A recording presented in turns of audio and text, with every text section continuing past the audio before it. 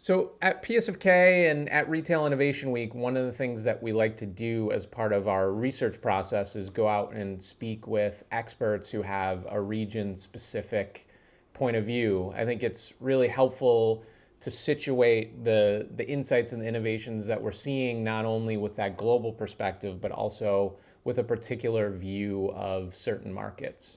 So, with that as the backdrop, I'm very excited today to be speaking with Elisabete Furtado, who is the Chief Strategy Officer at Gouvêa Experience. And she's going to share a particular point of view on e-commerce and marketplaces within the LATAM market with a specific view of Brazil. So excited to have Elisabeth joining the stage. Thanks so much for coming and speaking with me today. Hello, Scott. Hello, everyone. I'm excited to be part of the Retail Innovation Week. Thanks so much for the invite, Scott. Uh, First of all, I think it's important to point that some general information about Brazil. Brazil is the largest economy in Latin America, followed by Mexico and Argentina. In terms of GDP globally, Brazil is the ninth country, and in terms of landmass, Brazil is the fifth country globally as well. But in terms of what we are going to discuss today here, internet, e-commerce, and marketplaces, Brazil is the fourth largest internet market globally, with 150 million internet users out of a total population of more than 219 million. And according to eMarketer, we have some records. The country account about 42% of all B2C commerce in markets in Latin America. In addition, Brazil is the fourth country in audience in Facebook, LinkedIn, and Twitter, and the third on Instagram. We love social networks, Scott. And a little bit about e-commerce in Brazil. E-commerce sales account 4% of total retail sales. It depends on the metric, but at the end of last year, it might be, we don't have the numbers yet, 8%, something like that. And Brazil had been growing in recent years and was projected last year until pandemic a growing of 18%. But what happened was amazing. In the first half of last year, e-commerce in Brazil grew at levels not seen in the last 20 years. According to a survey by Ebit, which is a Nielsen company since last year, online sales in Brazil increased almost 50% in the first 6 months of the year. And e-commerce grew as well in terms of audience. Last year in Brazil, the growing was 40%, with 7.3 million new online buyers, increasing the 62 million that made at least one purchase in 2019. So e-commerce broke several records in Brazil in 2020. Today, there are more than 1.3 million stores, most of them small. Last year, there was a mass migration of small business to e-commerce. By 2019, 27% of e-commerce were small. Today, it's almost half of the stores are small players. So in terms of number of stores, in fact, there is a situation, but in terms of revenue, it's completely different. So, but we'll talk a little bit about marketplaces and we can explore this. Absolutely. Those are some incredible numbers. Thanks for sharing that as some broader context. I mean, one of the things that stood out there is, we've been seeing in the US market this rapid acceleration or increase in the total number of sales that are happening in terms of e-commerce versus sort of bricks and mortar. But it seems like those numbers in Brazil are even more sort of staggering in terms of that percentage. And then to hear that 50% of the businesses that are operating are small businesses is pretty incredible. And I think that tracks so well with everything that we've been seeing where, out of necessity, when shops were closed, that businesses that traditionally wouldn't have had an online presence are suddenly getting online and selling in that way.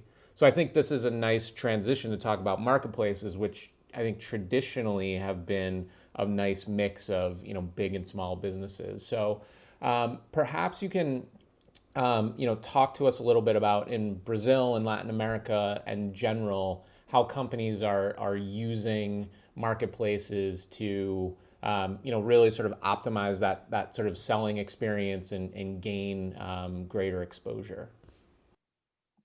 Right. You know, just a little information about e-commerce, about marketplaces that I think which will be important for our discussion.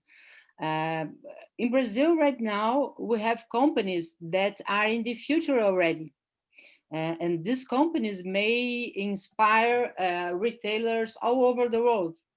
But the vast majority, Scott, still need to do basic homework on e-commerce. And marketplace retailers account 78% of total Brazilian e-commerce sales. So in terms of number of stores, there's a situation. In terms of revenue, it's completely different. And an expansion of 56% over the same period of 2019. And the new sellers 8% opted to make their sales inside the marketplaces. This is the reason why we have this growing of marketplaces and the importance of the marketplaces in Brazil. But only 70 brands or groups represent 85% of Brazilian e-commerce, the majority of them being Brazilian marketplaces. So if you think of these numbers, we have to do, in one side, basic work to help these first players, the first sellers in e-commerce and marketplaces to develop. And we are in the future already. So there are companies in Brazil that are in fact doing works that it's worth to study and understand what they are doing. One thing that most of we are dealing right now, it's about new online payment solutions. In fact, since last November, a new method launched by the Central Bank of Brazil, PIX, was starting. We don't have numbers yet because it's really only 2 months operating. This new online payment system allows instant transactions in up to 10 seconds for 24 hours a day, 7 days a week, even on holidays and weekends. And there's advantages like there's no fee, and can be done with different institutions as well with no fees. So it's important to developing for both big marketplaces and for these new players, small players that are entering the e-commerce since last year. But in addition to instant transactions, which brings much more security in Brazil. This is very important, the security of payment, both for digital and physical transactions. Other payments solutions should also remain on focus this year. For example, the payment link, which allows sales through social networks and WhatsApp. Remembering that last year, all over the world, we have a new channel, Click to WhatsApp. My last computer I bought using Click to WhatsApp and was very simple. And this is a way of developing the marketplaces and the new e-commerce. But we have to remember another aspect that is very important. E-commerce is a store in a bad location. Remember, location, location, location. E-commerce is a store in a bad location. This way, media and marketing efforts remain relevant. In Brazil, YouTube has grown in importance among online stores that use social media. Almost 40% is using YouTube, and not only YouTube, but Instagram as well. And it's important, this trend is important because they can use visual and interactive tools to engage customers, product demo videos, influencer views, and or even brand communication with customers. So we have to do the basic, and we have to think about the future to support these new sellers and marketplaces as well.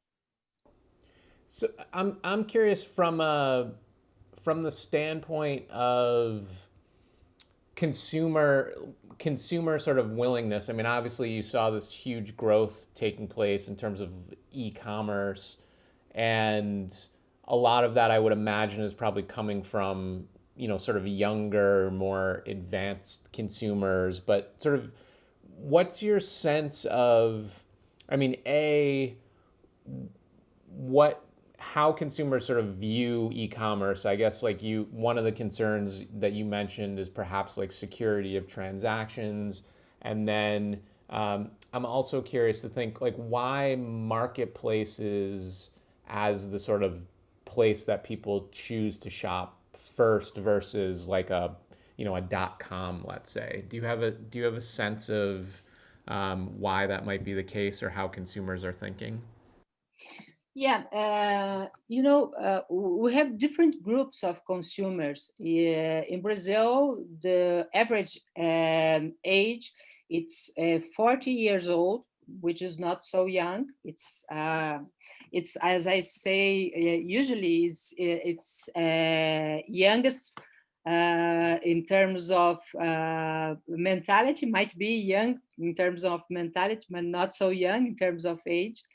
So people down here are obviously want to have security. This is really important. This is the reason why payment solutions is so important for us. But we need a more engaging experience. We need alternatives like these technologies that we already have, but not using, because the moment in Brazil is the first moment in marketplaces, and the first moment for most of e-commerce. But at the same time, consumer wants an engaging experience so that it will be possible to buy, for example, fashion in a more fun way, or cosmetics, or products like that, that you can use augmented reality, or you can use other alternatives to really have an experience with the product. Mainly now, Scott, that when you go into a store, a physical store, it's a kind of a risk trying on, imagine trying on several different fashion alternatives. I have to confess, I'm not so, a little bit afraid of using and testing clothes that were not so cleaned. And we will not have this certainty, at least in these moments that we are entering right now, when the physical stores are adjusting to a new reality, using new procedures for safety and things like this. So consumers want more experience, but the players right now need to offer and need to organize a more basic moment. And I think that we have last year, and that was interesting. Consumer is already in the future, so the companies have to be fast to do the basic, and at the same time do different things, apport technologies for the future, because we already want these technologies as consumers. So as we say, consumer is always in the future, but the companies were afraid. Scott, since 2019, half of the 300 biggest retailers didn't have e-commerce. So last year, and we are talking about the 300 biggest retailers. So imagine the others. So I think that consumer is pushing and creating the future on e-commerce. I think it's not only in Brazil, in most countries, this is happening. That's really interesting. And from a standpoint of, I guess, thinking about like marketplaces as a starting point for a lot of companies, is it your sense that they at least cover a lot of those sort of basic tools that a company might need to get started? Like they're a good it's a good alternative to kind of building something from scratch, I guess. And it also from is this the play like our is the sort of Latin American consumer going to marketplaces because there's um, a greater variety of products available? Like what's your sense there? Um, I think one aspect that's really important down here is pricing. So you can, it's for consumers, it's important to see and to analyze prices. And our practices here, we have in general a more competitive pricing in internet than in physical stores. So it's not only the convenience to buy online. I'm now these days, I'm with my sister in another city. I live in São Paulo, but now I'm in Curitiba, which is in the southeast of Brazil. And I'm buying several things on internet. And my sister is older, and she said to me yesterday, "You bought this too at the internet?" Yes, well, everything. Why don't you? And it's not for the reason is not her age. I think that's her mentality is more physical than digital. But for me, convenience is one important aspect. For others, pricing. For others, the possibility to see alternatives and to dream. I always using internet and e-commerce and Instagram to dream about changes in my apartment, changes in my clothes and things like this. Woman likes to dream and to change before the changing itself. So the reason is to create a new future before it is as well. Amazing. And talk a little bit about like, I mean, obviously in the States, Amazon and Walmart and Target and eBay are some of these like major marketplaces. Do those same marketplaces to some extent exist in Brazil? What are the most utilized marketplaces? The leader in Latin America, not only in Brazil, but in Latin America, it's an Argentinian founded marketplace called Mercado Livre.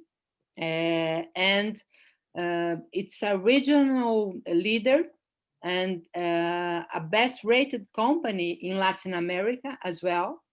It's interesting to see that as a best rated company, a pure player on e-commerce.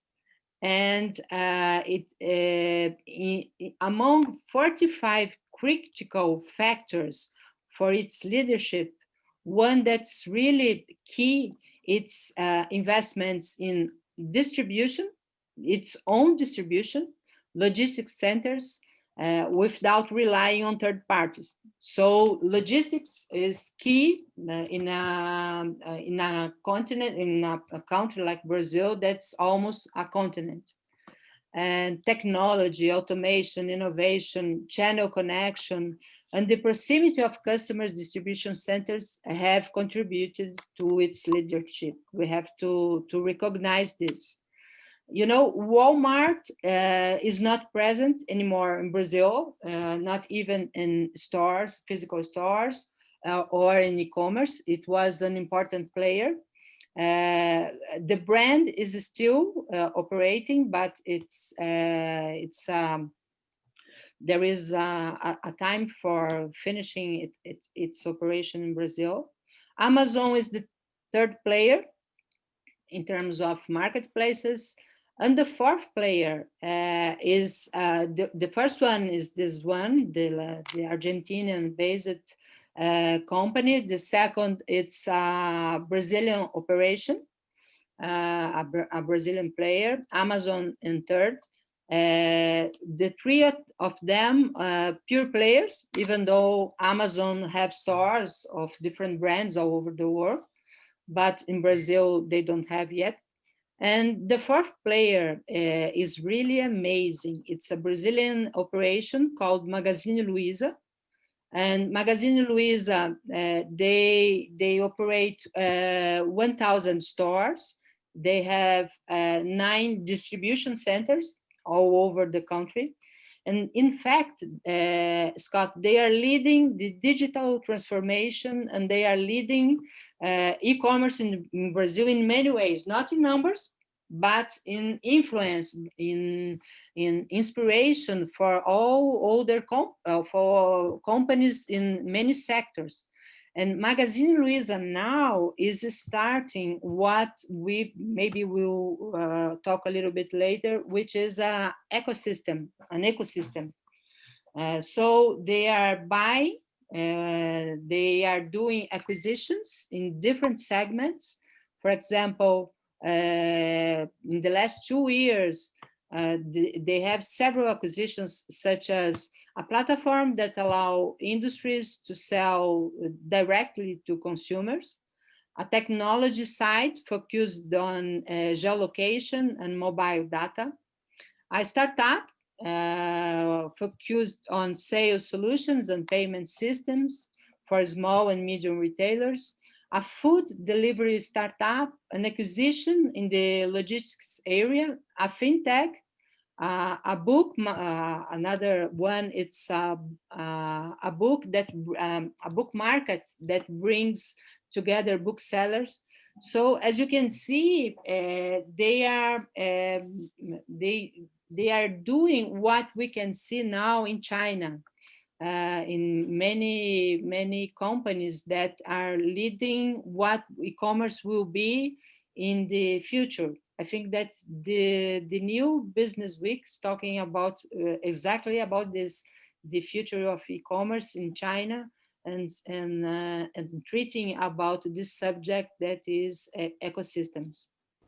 Yeah, it's incredible to hear that they're sort of bringing in so many different aspects to kind of own that end-to-end experience, and then doing so in a way that I think understanding very well the market that they're selling in and what's necessary. So perhaps as we close out, and this I think will lead in, is as you look ahead in the next sort of 1 to 2 years, how do you see e-commerce and marketplaces kind of evolving within the context of, either Brazil or Latin America in general? Uh, Remember when I said that we have 17 marketplaces that are really that are leading the future right now? All these companies in Brazil are trying to be an ecosystem. I don't know if you are familiar with this concept, but this is really revolutionizing the business universe. And this trend comes from China, as I said before, in companies like Alibaba, Tencent, or Xiaomi. And if you think, Scott, if the value proposition of this model were analyzed 10 years ago or almost 5 years ago, this strategy would be considered mistaken for lack of focus. But contemporary understanding analyzes this weakness as a colossal force for enabling complete customer solutions and gains in scale, which is so important. We have to think about how to scale our business and the advantages that will be possible utilizing these alternatives. So if you think ecosystem are business that are born in a segment, explaining a little bit more about ecosystems. For example, a marketplaces. This is the first layer of the ecosystem. Originally, the source of the revenue of greater proportions, and that attract what's really important: traffic, audience, people, data. No? And after that, the ecosystem the ecosystem incubate or buy companies that support this first layer and construct the second layer, which will be, for example, logistic solutions, payment systems, cloud marketing, consumer data. As you see, as I mentioned about Magazine Luiza, they are structuring the second and maybe the third layer as well. And the third, they are considering business that it's not so linked to the first one, but they are opportunities that is possible to see through the data, through the knowledge of the consumer. So you can customize service or have alternative local services in this third layer. So the ecosystem is composed with independent. So all these companies are independent. For example, Alibaba and Financial, which operates in financial segment. They are independent, but they are also strongly connected. And they share some aspects that are important to have more competitiveness in pricing, in other things.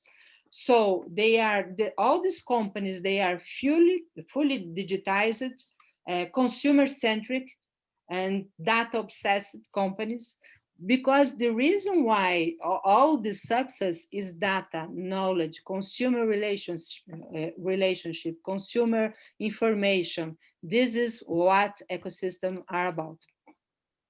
This has been amazing. I have a much greater understanding of what's happening in the Brazilian and Latin American markets. I love closing out on that sort of ecosystem play, and it's interesting to see how that's developing in the Brazilian market and using that sort of the comparison to what's happening in China right now. So it's really, it sounds like an exciting time to be sort of in digital commerce within the context of Brazil and Latin America. And obviously it's a very savvy consumer who is using all the tools available. And to your point, there's the need to kind of do the basics, but also be thinking further ahead to meet those needs. So, thanks so much, Elisabeth, for sharing all of that wonderful information, and excited to have had the opportunity to chat. Thanks. Thank you so much, Scott. Bye bye.